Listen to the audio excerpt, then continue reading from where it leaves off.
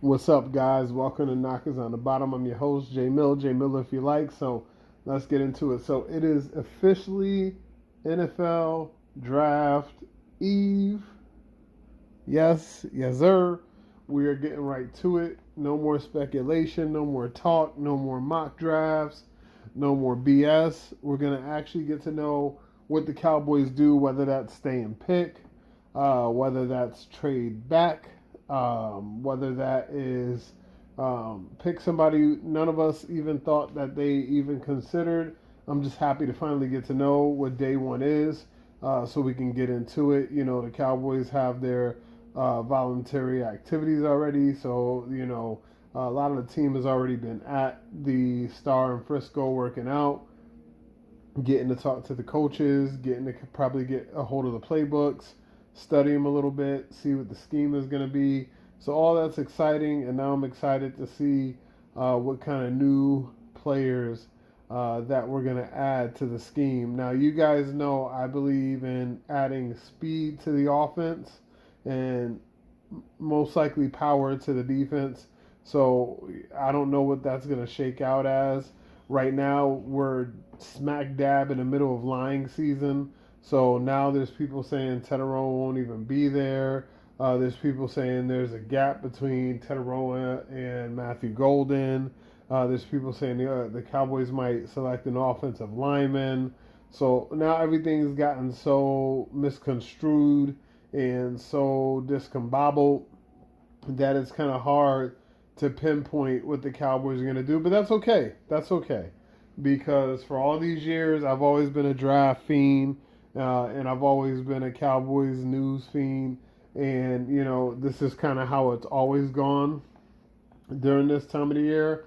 But it's interesting now covering it, being so close to it, thinking about it, and reading about it every day. It's just interesting to see all the types of misinformation that comes out. Now, Jerry Jones and Brian Schottenheimer and Steven and Will had their pre-draft press conference. They were talking about how they were working on two possibly significant acquisitions. Whether that happens, whether that happens before the draft, whether that happens during the draft, whether that happens after the draft remains to be seen. But one thing I have always told you guys is to not believe Jerry Jones, right? Jerry Jones last year said, "We're all in." And then we ain't do nothing.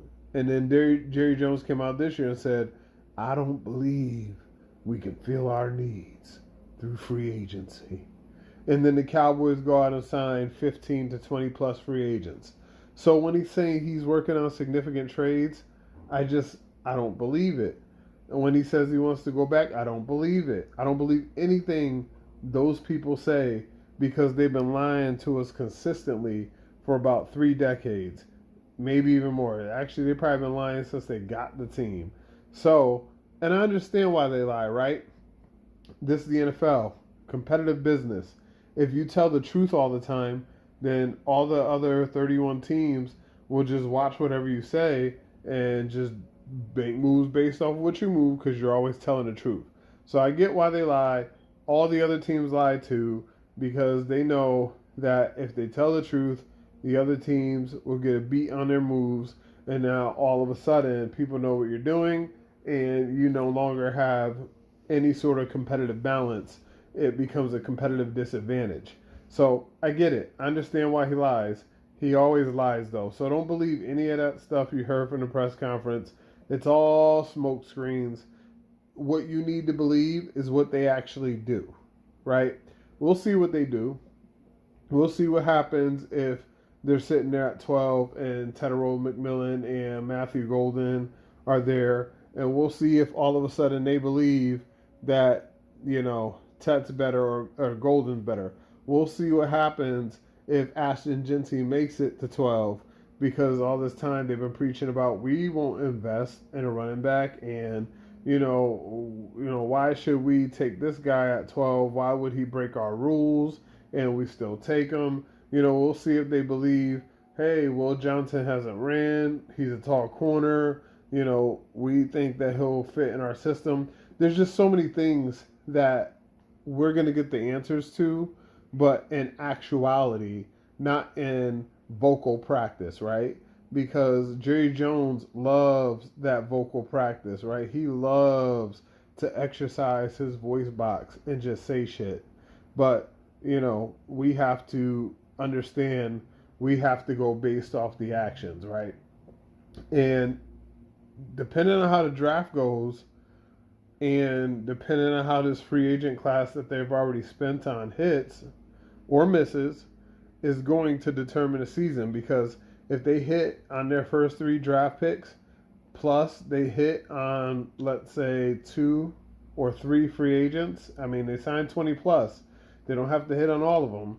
But let's say they hit on the corner, and they hit on the linebacker, and they hit on the backup to Osa. Now, this is a completely different looking team, especially if you hit on your draft picks with that. Now you have a team that might go out and compete depending on if the quarterback stays healthy.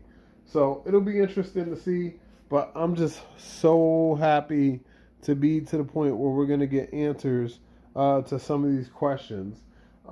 Now, for like it's a game night, now on to predictions. So, if we're going to predict, J Mill is going to predict the Cowboys' first round pick, right? So, I see the first few picks going as Will Johnson's going to go, and then the wide receiver slash DB from Colorado is going to go, and then you're going to have either Shador go or the defensive end from Penn State go. You're going to have the defensive tackle from Michigan go. You're going to have Membu go. You're going to have probably Shamar Stewart's going to go. Probably Mikael Williams is going to go. You're going to have the defensive end also from Georgia / linebacker go. So, you're going to get the Cowboys pick at 12. And I do think Golden's going to be there. I do think that there's a solid chance that Tet is also going to be there.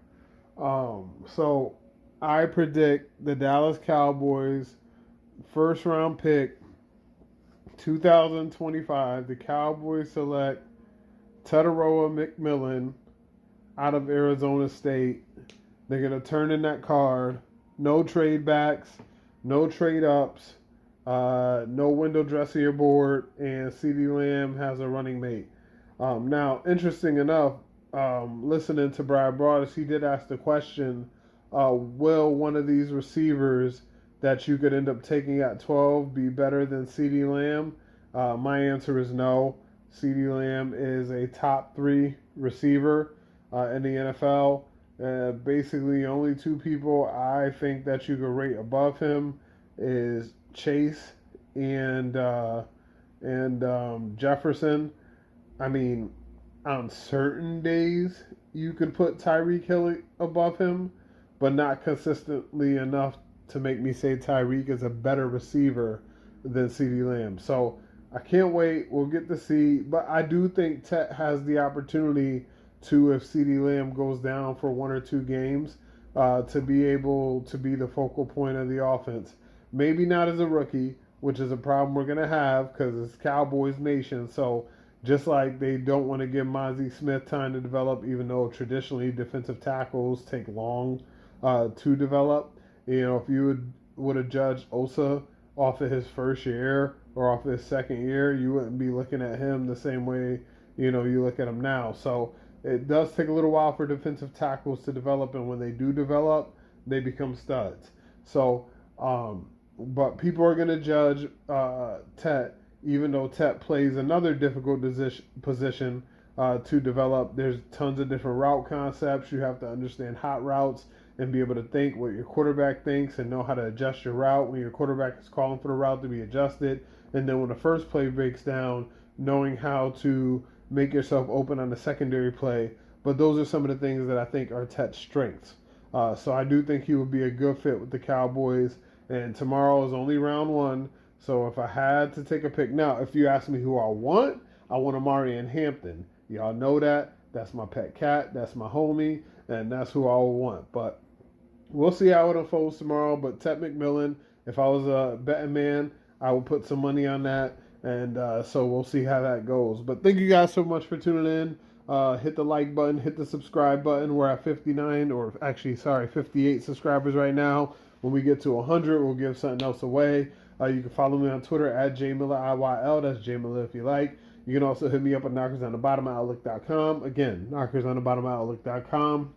You can also hit me up on knockersonthebottom@gmail.com.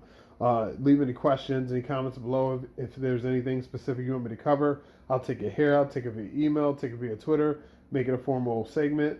But thank you guys so much for tuning in. Tomorrow's going to be draft night. I'll have some content for you guys tomorrow too. But until next time, I'm your host, J Mill. J Mill if you like. This has been Knockers on the Bottom. Peace.